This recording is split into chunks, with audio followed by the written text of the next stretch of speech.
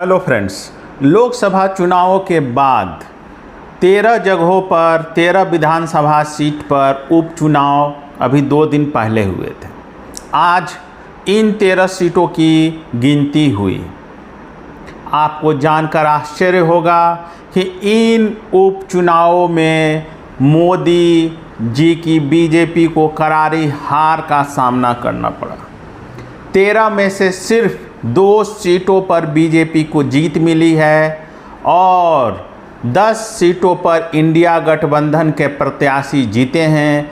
एक पूर्णिया की सीट पर निर्दलीय उम्मीदवार ने अपना झंडा गाड़ा है। दोस्तों, यह जो बहुत बड़ा उलटफेर है, यह कहीं ना कहीं बीजेपी के लिए काफ़ी बड़ा सेटबैक है, क्योंकि उत्तराखंड में जहां बीजेपी की सरकार है वहां पर 2 सीट पर उपचुनाव हुए थे और सबसे बड़ी बात है कि दोनों सीटों पर कांग्रेस ने अपना विजयी पताका फहरा दिया। सबसे बड़ी बात कि अयोध्या के बाद अब बद्रीनाथ में भी कांग्रेस जीती है। जी हाँ दोस्तों, जैसा कि आप लोगों को पता ही है कि लोकसभा चुनाव में अयोध्या लोकसभा सीट पर समाजवादी पार्टी के उम्मीदवार जीते थे और अब उत्तराखंड के बद्रीनाथ विधानसभा सीट पर कांग्रेस के उम्मीदवार ने भारी मतों से अपनी जीत सुनिश्चित की है। इसके अलावा बंगाल में 4 सीटों पर उपचुनाव हुए थे और चारों के 4 सीट टीएमसी ने जीते। साथ ही साथ हिमाचल प्रदेश में 3 सीट पर चुनाव हुए थे, जिसमें से 2 सीट कांग्रेस को और 1 सीट पर बीजेपी को जीत हासिल हुई है, जबकि मध्य प्रदेश के 1 सीट पर बीजेपी को जीत हासिल हुई है। वहीं तमिलनाडु में उपचुनाव जो हुए वहाँ पर सत्तारूढ़ डीएमके को जीत मिली। और अगर हम लोग बात करें पंजाब की, तो पंजाब में भी सत्तारूढ़ आम आदमी पार्टी के उम्मीदवार ने जीत हासिल की है। अब अगर हम लोग बात करें बिहार के पूर्णिया के रुपौनी सीट की, विधानसभा सीट की, जो काफ़ी हाई प्रोफाइल सीट मानी जा रही थी, जहां से यह माना जा रहा था कि इस बार बीमा भारती जो कि आरजेडी के प्रत्याशी थी, वो कहीं ना कहीं अपनी जीत दर्ज करेंगे। उनके लिए आरजेडी का पूरा कुनबा तेजस्वी यादव ने कई दिन कैंपेनिंग की है। साथ ही साथ जेडीयू के जो उम्मीदवार थे मंडल जी, उनका भी जीत का दावा जेडीयू कर रहा था और उसके लिए भी काफ़ी कैंपेनिंग की गई थी।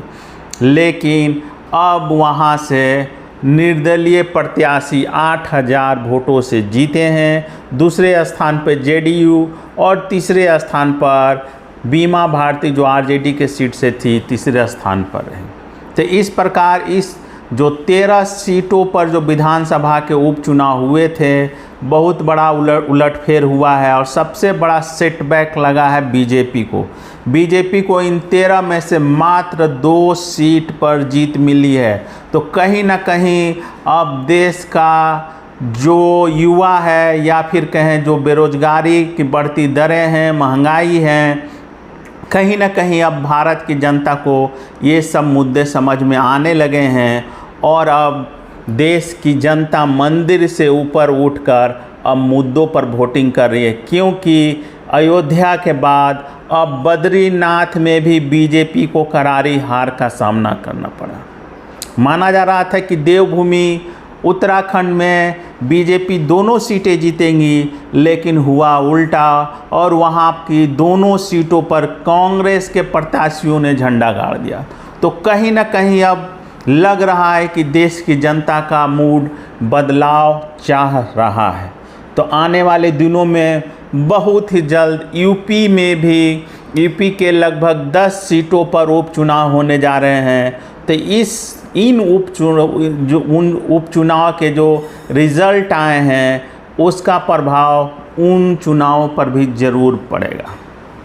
अब बीजेपी को यह सोचना होगा कि कब तक वह धर्म की राजनीति करेगी। अब बढ़ती महंगाई, बढ़ती बेरोजगारी, केंद्र सरकार के द्वारा कुछ ऐसे निर्णय लिए गए हैं जिसकी अब उससे भुगतान करना पड़ रहा है। जनता अब समझ चुकी है कि 10 साल तक मोदी जी ने जिन बातों पर सत्ता हासिल की थी, अब उनका पोल खुल रहा है और धीरे धीरे जो बीजेपी के गढ़ माने जा रहे थे, अब उन जगहों पर बीजेपी की हार होते जा रही है। बात करें बंगाल की, तो बंगाल में भी लग रहा था कि बीजेपी कहीं ना कहीं एक से 2 सीट पर जीतेगी, लेकिन चारों के चारों सीटों पर हार का सामना करना पड़ा। सबसे आश्चर्यजनक रहा उत्तराखंड और हिमाचल प्रदेश का। तो आने वाले दिनों में ये जो 2 पहाड़ी प्रदेश हैं, कहीं ना कहीं वहाँ पर, चूँकि हिमाचल में कांग्रेस की सरकार है और उत्तराखंड में बीजेपी की सरकार है, तो आने वाले दिनों में कहीं ना कहीं उत्तराखंड से बदलाव की लहर ज़रूर दिखेगी। धन्यवाद दोस्तों।